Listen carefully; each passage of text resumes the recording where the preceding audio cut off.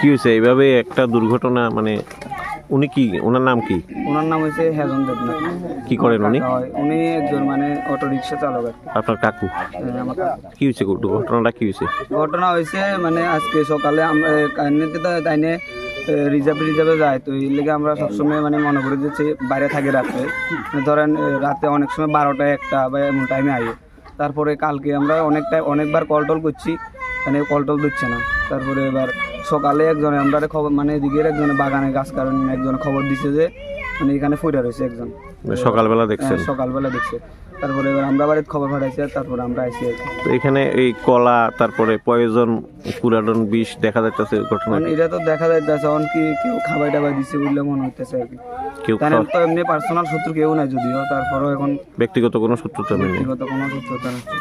তো এই ক্ষেত্রে এই জায়গাটা বিশেষ করে আপনার আজকে অনেক দিন ধরে, অনেক প্রায় 1.5 বছর ধরে এই জায়গাটার প্রতি, এই জায়গাতে অনেক মানুষ টানুষ মানে আপনার বাইরের থেকে আইয়া মদ টদ খায়, আর এই জায়গাটা অনেক ব্যাড রেকর্ড আগের থেকেও আছে। এটা জায়গাটা কোন জায়গা? এটা হচ্ছে পাইকলা বালুটিলা।